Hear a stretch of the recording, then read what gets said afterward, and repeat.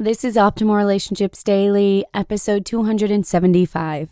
The Value of a Parent Staying Home with Kids and Tips on How to Do It, Part 2, by Babauta of Zen Habits, and&nbsp.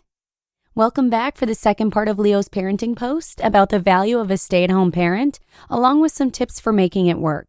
And real quick, you'll probably want to listen to yesterday's episode first to hear part 1 if you haven't already. Also, I'd just like to say thank you to Canada for sponsoring today's episode.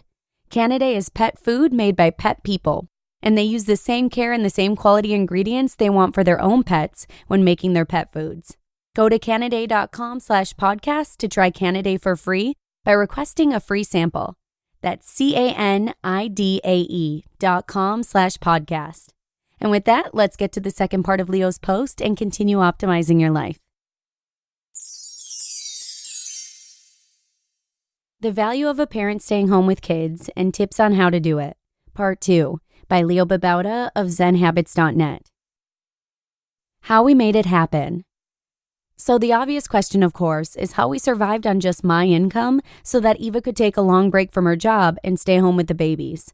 Let me say that it wasn't easy. With Eva going back to work, our finances should be much better, and it required a lot of sacrifices.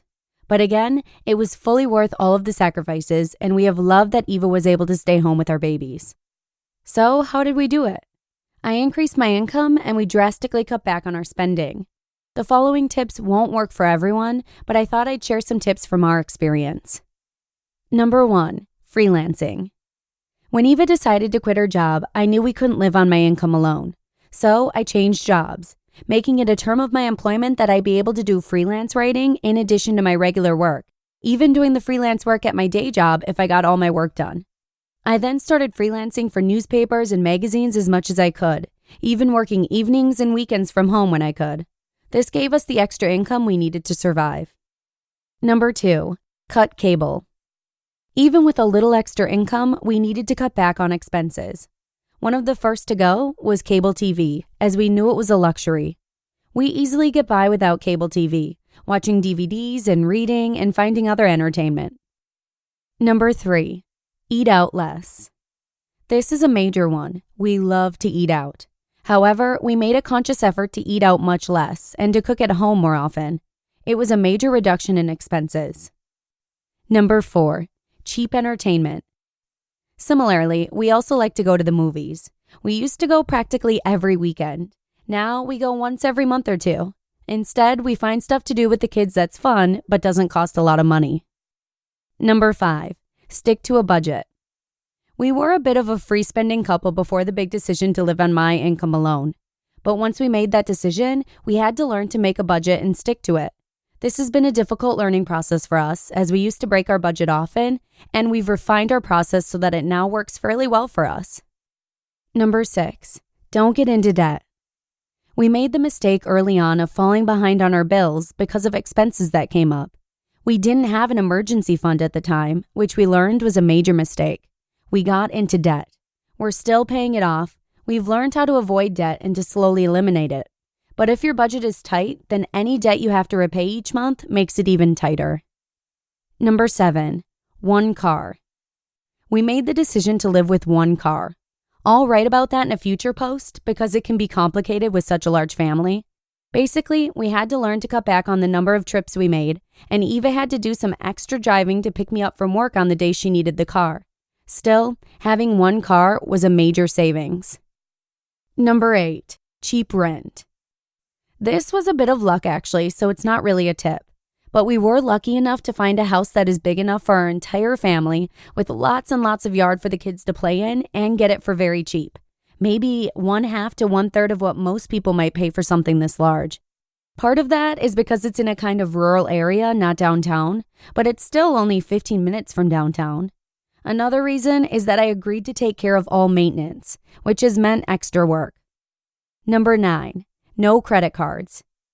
We cut up our credit cards. We're still paying one off, almost done, but we realized that credit cards make it too tempting to buy stuff when we can't afford it, especially online.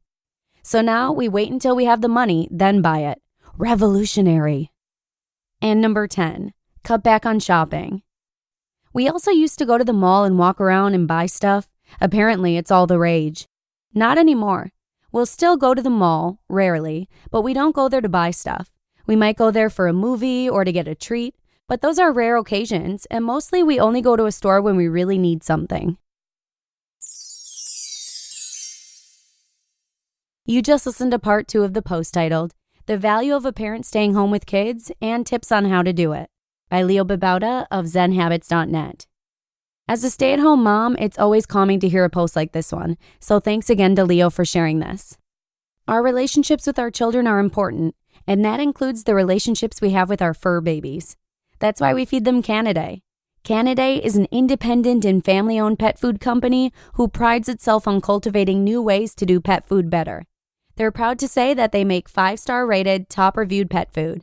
And in keeping with their commitment to pets and their people, Canidae has taken the first steps at Canidae Farms to getting involved in growing some of the ingredients they use.